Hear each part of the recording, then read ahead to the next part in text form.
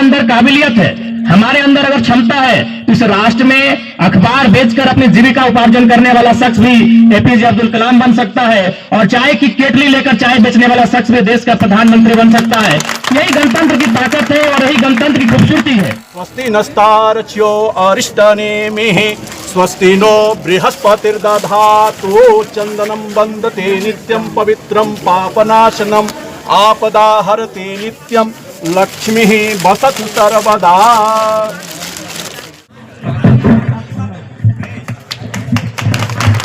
तो आज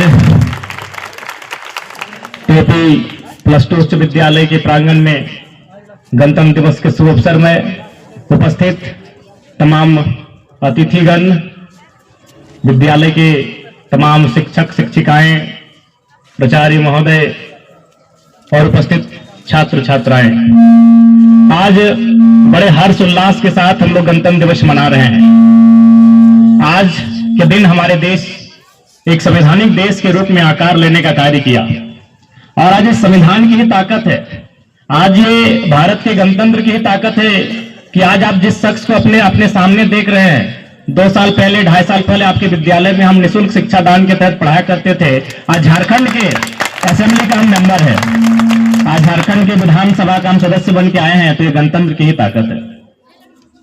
जब भारत देश अंग्रेजों के चुंगल से 250-300 वर्षों के गुलामी को झेलने के बाद जब भारत देश ने आजादी को अपनाया, तो उस समय सबसे बड़ा प्रश्न यही था कि भारत एक विविधताओं का देश है, यहाँ विभिन्न प्रकार की भाषाएं बोली जाती है, विभिन्न प्रकार के धर्म, विभिन्न प्रकार की मान्यताएं हैं, उनको एक सूत्र में बांधने के लिए क्या करना होगा।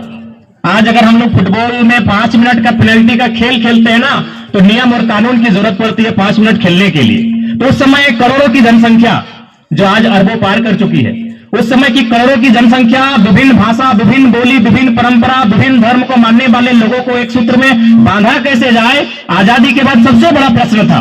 और उसी प्रश्न का हल करने के लिए हमारे देश के महापुरुषों ने गणतंत्र की स्थापना की, भारत के संविधान की स्थापना की, और हमें एक सूत्र में बांधने का कार्य किया।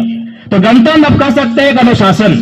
गणतंत्र यानी हमें एक अवसर मिला अपने निपुणता को, अपने कौशलता को, अपनी दक्षता को साबित करने का अवसर मिला कि अगर हमारे अंदर काबिलियत है, हमारे अंदर अगर क्षमता है, तो इस राष्ट्र में अखबार बेचकर अपनी जीविका उपार्जन करने वाला शख्स भी एपीजे अब्दुल कलाम बन सकता है, और चाय की केटली लेकर चाय बेचने वाला शख्स भी देश का प्रधानमंत्री बन सकता है। यही गणतंत्र की ताकत है और यही गणतंत्र की खूबसूरती है। तो इसलिए आप तमाम छात्र छात्राओं को हम कहना चाहेंगे, बिल्कुल आप जिस विद्यालय में आए हैं, ये विद्यालय आपको कहीं ना कहीं कुछ उम्मीदों के साथ आए हैं, उसे आप यहां से हासिल करके जाएंगे। और आप बहुत सारे लोग भी हमें कहते हैं कि जब आपको लोग नहीं जानते थे, जब आप झारखंड की राजनीति में आपकी पहचान नहीं थी, तो आप कहां थे। तो मैं अक्सर कहता हूं, मैं टीपी विद्यालय में रोज 2 घंटा 4 घंटा फ्री में पढ़ाया करता था, और ये भी एक्सीडेंटली था। ऐसा नहीं कि सर हमें बोले थे कि नहीं आप आगे बढ़ा दीजिए।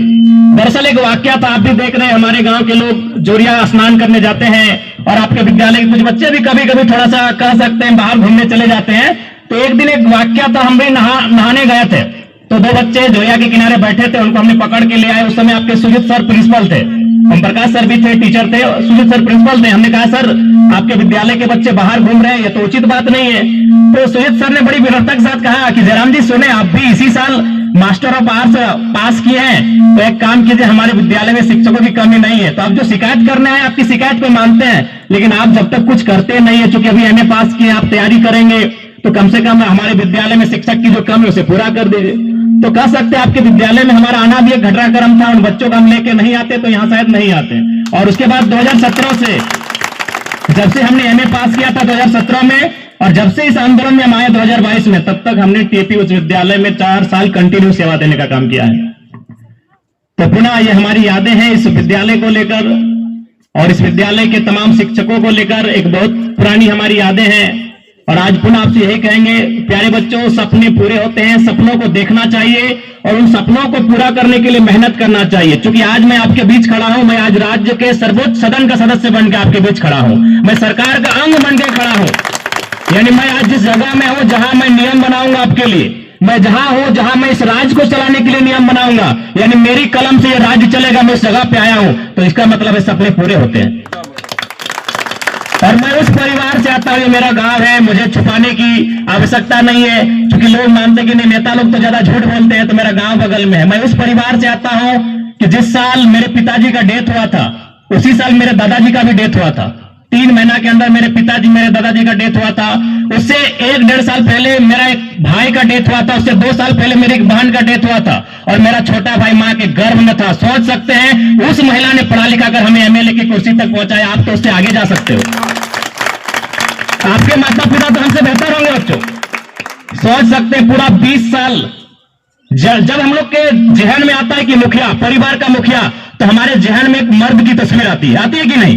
कि परिवार का मुखिया मतलब दादाजी, पिताजी, चाचाजी, जेठाजी, आता है कि नहीं? लेकिन पूरा 20 साल मेरे परिवार में किसी मर्द ने मुखिया का नहीं, मेरी मां ने। किस मां ने? जिसने 28 साल की उम्र अपने पति को गंवाया था, उसने मुखिया बन के मेरा भरण पोषण किया, मुझे पढ़ाया और आज मैं आपके राज्य का सर्वोच्च सदन का मेंबर बन के हूं।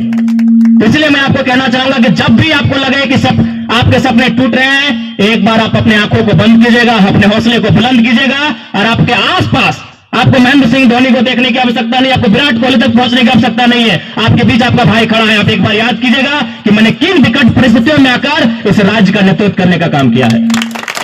बिना समय का अभाव है। आपको गणतंत्र दिवस की हार्दिक शुभकामनाएं और विद्यालय परिवार का बहुत बहुत धन्यवाद जिन्होंने मुझे अवसर दिया।